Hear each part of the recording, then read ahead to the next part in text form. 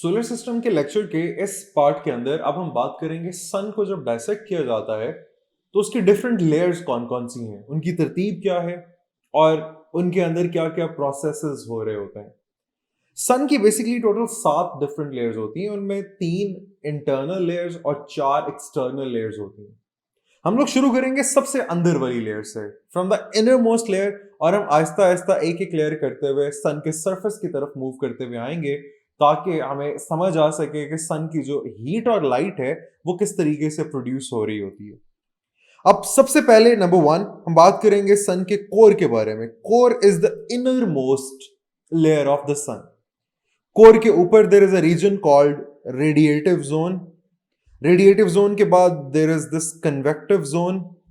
ये 3 inner layers हैं। इसके बाद आउटर लेयर स्टार्ट हो जाती हैं। उनमें सबसे पहले वी हैव फोटोस्फीयर, उसके बाद क्रोमोस्फीयर, देन ट्रांजिशन रीजन और आखिर में कोरोना ऑफ द सन। ये 4 इसकी एक्सटर्नल लेयर्स हैं। इस तरीके से सन जब डाइसेक्ट किया जाता है तो आप इसके डिफरेंट लेयर्स देख सकते हो। सबसे अंदर कोर है, कोर के बाद radiative zone, convective zone, then photosphere है, क्रोमोस्फीयर है, ट्रांजिशन रीजन है और लास्ट में हमारे पास कोरोना। कोरोना जो है उसका एक्चुअली सन की बॉडी के साथ डायरेक्ट कोई ताल्लुक नहीं होता, ये बॉडी से दूर। अक्सर जब कंप्लीट इक्लिप्स होता है, सोलर इक्लिप्स, तो सूरज जब पूरा काला हो जाता है, उसके सामने मून आ जाता है बिटवीन अर्थ एंड सन, तो आप देखते हो कि उसके जो एजेस होते हैं, वो जो रोशनी निकाल रहे होते हैं स्पेस के अंदर, दैट लेयर जो रोशनी जिस पे कंसिस्ट कर रही होती है उसको कोरोना कहा जाता है। अब हम सबसे पहले बात करेंगे कोर के बारे में। Core is the inner most layer. यहां पे आपको एरो के साथ ये लेयर जो नजर आ रही है, सबसे अंदर वाली layer, this layer is called core of the sun. Core is the inner most layer.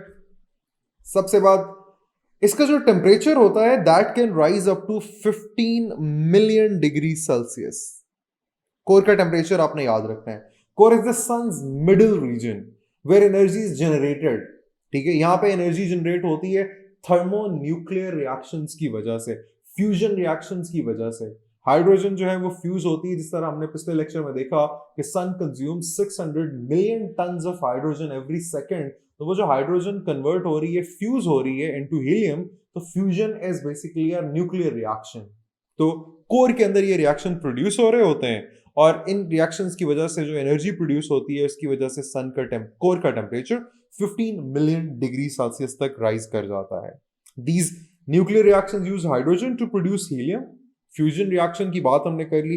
As a result energy is released, जो के बाद में कोर को छोड़ते हुए सन के एक्सटर्नल लेयर्स की तरफ जाना स्टार्ट कर दी है और वो फिर आहिस्ता आहिस्ता हमारे अर्थ तक या सोलर सिस्टम के बाहर दूसरे सन से निकल के दूसरे प्लैनेट्स तक पहुंच रही होती है। तो this was the main idea about core being the inner most layer of the सन।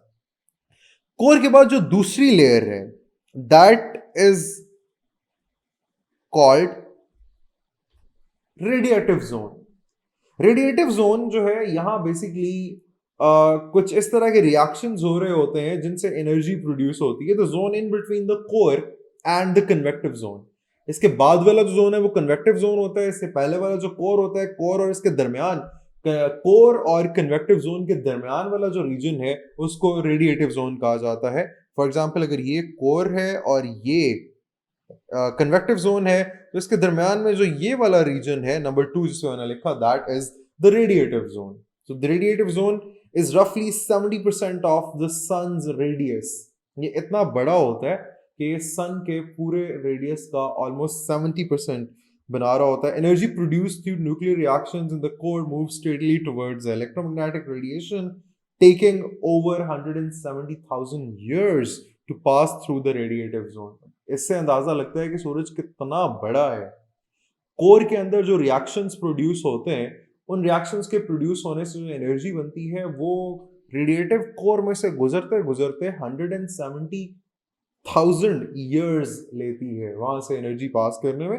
और ये energy with the help of photons पास होती है। फोटॉन्स के बारे में हम पहले एक लेक्चर में डिस्कस कर चुके हैं। Light consist on photons in electromagnetic radiation, consist on photons। These are material particles जिनसे मिलकर इलेक्ट्रोमैग्नेटिक रेडिएशन बनती है और जब ये मूव करते हैं कोर से बाहर रेडिएटिव जोन के अंदर जब मूव कर रहे होते हैं तो basically because of being particles ये टकराते रहते हैं, इनके डिफरेंट कोलिजन्स होते रहते हैं, बैक एंड फोर्थ वहां पे मूव करते रहते हैं और जिग जैग पाथ बनाते हुए रेडिएटिव जोन से बाहर ट्रेवल करते हैं। Heat from the edge of the radiative zone rises until it cools down. इसका जो एज होता है वहां से वो ठंडा होता है, एक फोटोन जब पहुंच रहा होता है वो बढ़ते बढ़ते बढ़ते जब वो ठंडा हो जाता है तो वापस पहुंचता है when it has lost all it's heat, फिर से वो गर्म होता है और इस तरीके से एनर्जी जो है वो कन्वे करता रहता है। तो आप यूं समझिए कि कोर में एनर्जी प्रोड्यूस हुई, कोर के बाद एनर्जी गई आपके रेडिएटिव जोन में, मैं इसे आरजी लिख देता हूं। अब रेडिएटिव जोन ने एनर्जी ट्रांसफर करनी है कन्वेक्टिव जोन को, ठीक है। अब एनर्जी बेसिकली बन तो सारी की सारी कोर में रही है, अब कोर से जब वो रेडिएटिव जोन में जाएगी तो रेडिएटिव जोन के पार्टिकल्स उस एनर्जी को एब्जॉर्ब करेंगे और वो पार्टिकल्स जो हैं हीट अप होके कन्वेक्टिव जोन तक ट्रेवल करेंगे, यानी to the edge of the radiative zone. और यहां तक पहुंचते पहुंचते वो एनर्जी अपनी जो है वो कन्वेक्टिव जोन को ट्रांसफर करेंगे, खुद वो लो टेम्परेचर पे आ जाएंगे एनर्जी लूज करके, तो वो वापस पीछे की तरफ मूव करना स्टार्ट कर देंगे। इस तरीके से फिर से एनर्जी लेंगे, फिर से जाएंगे, वो कन्वेक्टिव जोन को देंगे और इस तरीके से ये पार्टिकल जो हैं वो बैक एंड फोर्थ मूव करते रहते हैं। अगली लेयर की बात करते हैं convective zone. This third layer यानी तीसरी और इनर लेयर्स में से सबसे बाहर वाली लेयर जो है इसको कहा जाता है कन्वेक्टिव जोन। कन्वेक्टिव का वर्ड कम्स फ्रॉम कन्वेइंग, यानी कोई चीज कन्वे करना। तो बेसिकली ये जो कन्वेक्टिव लेयर है ये कोर में या इनर लेयर्स में बनने वाली जितनी एनर्जी है उसको कन्वे कर रही होती है आउटर लेयर्स की तरफ। बेस्ड ऑन दैट प्रोसेस इसको कन्वेक्टिव जोन या कन्वेक्टिव लेयर का नाम दिया जाता है। This layer is this layer of the sun is above the radiative zone. Radiative zone के बाहर की तरफ है and is outermost layer of the sun's interior. यहाँ पे sun का जो inner part है, interior part है, वो खत्म हो जाता है, जैसे मैंने बताया कि inner part की सबसे बाहर वाली layer है। It stretches from as deep as around 200,000 kilometers right up to the visible surface. ये ऑलमोस्ट विजिबल सरफेस से 2 लाख किलोमीटर अंदर तक ये जाके आपको मिल रही होती है। एंड इसका जो टेम्परेचर है that is about 2 million degrees Celsius. तो आपने देखा कि जैसे जैसे हम कोर से बाहर की तरफ आते हैं, कोर का टेम्परेचर था 15 मिलियन डिग्री सेल्सियस और उसके बाद हम कन्वेक्टिव लेयर की या कन्वेक्टिव जोन की बात कर लें तो इसका टेम्परेचर जो है that is 2 million degrees Celsius. Energy moves towards the sun surface through the convection currents. अब कन्वे किस तरीके से होती है, पार्टिकल्स जो होते हैं कन्वेक्शन लेयर के वो एनर्जी लेते हैं रेडिएटिव जोन से और उसको कन्वे करते हैं टू द आउटर लेयर। तो बेसिकली ये एक करंट, जिस तरह करंट में इलेक्ट्रॉन्स फ्लो कर रहे होते हैं या पार्टिकल्स फ्लो कर रहे होते हैं from convective zone to the outer layers of the sun, इस तरीके से कन्वे करने के प्रोसेस की वजह से इस लेयर का जो नाम है वो कन्वेक्टिव लेयर रखा जाता है। अब यहाँ पे सन का इंटीरियर खत्म हो गया, यानी इधर तक जो है वो हम बात कर रहे थे सन के इंटीरियर के बारे में। अब सन के इंटीरियर से निकल के हम आ जाते हैं सन के एक्सटीरियर या एक्सटर्नल लेयर्स के ऊपर। एक्सटर्नल लेयर्स में सबसे पहली लेयर है फोटोस्फीयर। ये वो लेयर है जो कि सन की बॉडी के साथ, यानी it is the actual material layer, sun की बॉडी इसके ऊपर कंसिस्ट कर रही होती है और ये वो लेयर है जो कि अर्थ से डायरेक्टली हमें नजर भी आती है। फोटो का वर्ड जो है दैट स्टैंड्स फॉर लाइट। तो बेसिकली हमें सूरज की जो रोशनी नजर आती है, यानी all the light of the sun that is coming from this layer, from this photosphere. This is the sun's lowest layer and called the solar surface. इसको सरफेस भी कहा जा सकता है सूरज की। Much of this layer is covered by granulation. अगर आप कभी जूम करके पिक्चर देखो सूरज की तो आपको नजर आएगा वहां पे छोटे छोटे से पार्टिकल्स होते हैं, छोटे छोटे से रेत के जर्रों की तरह वहां पे पार्टिकल्स होंगे। ये बनते क्यों है, कन्वेक्शन लेयर के अंदर जो गैसेस होती हैं उनकी बबलिंग की वजह से ये छोटे छोटे बबल्स सन के सरफेस के ऊपर बन जाते हैं। तो ये जो है कन्वेक्शन लेयर के अंदर उन करंट्स की वजह से मैग्नेटिक फील्ड भी प्रोड्यूस होते हैं मूवमेंट की वजह से, उनकी वजह से सन की जो फोटोस्फीयर है वो आपको ग्रैन्युलर, ग्रैन्युलर का मतलब वही दानेदार टाइप, ये सरफेस जो है वो आपको दानेदार नजर आती है, छोटे छोटे दानों की फॉर्म में नजर आती है। The sun's granulation looks grainy like sand, the photosphere which results in the appearance of the bright cell with dark edges।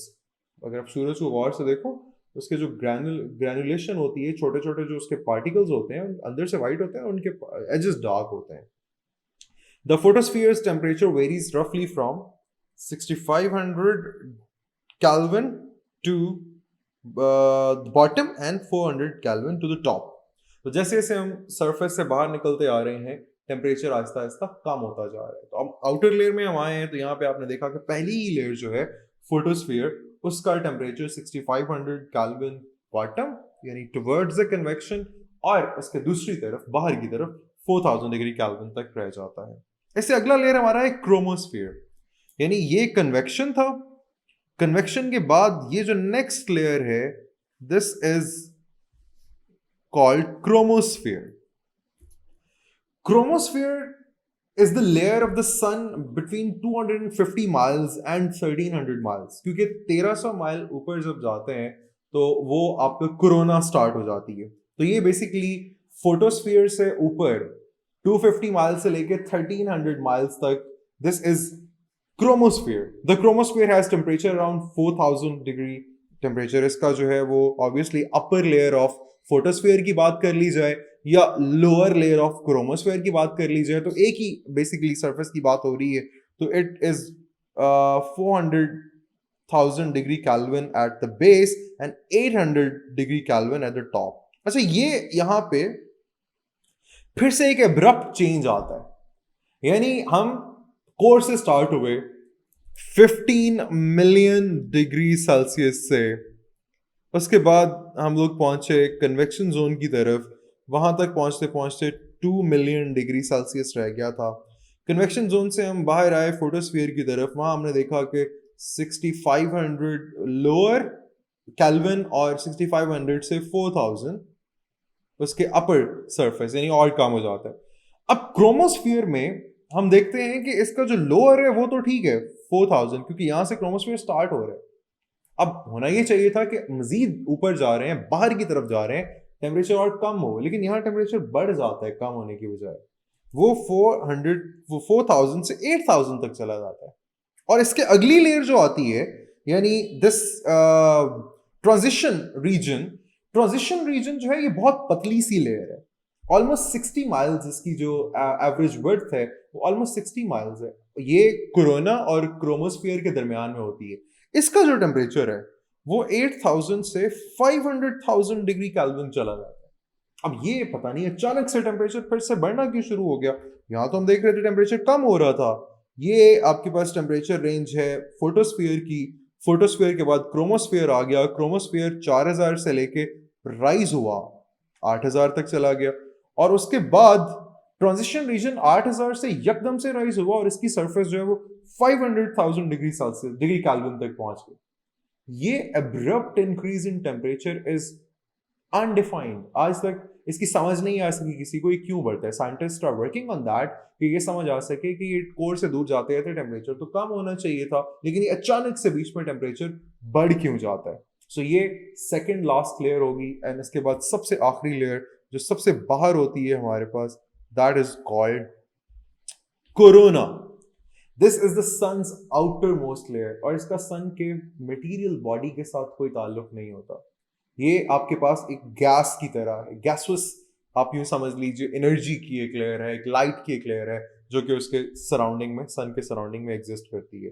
Photosphere से 1300 माइल्स ऊपर आते हैं तो ये स्टार्ट हो जाती है, और इसकी अपर लिमिट कोई भी नहीं है, यानी वहां से ये स्टार्ट होती है, there is no upper limit.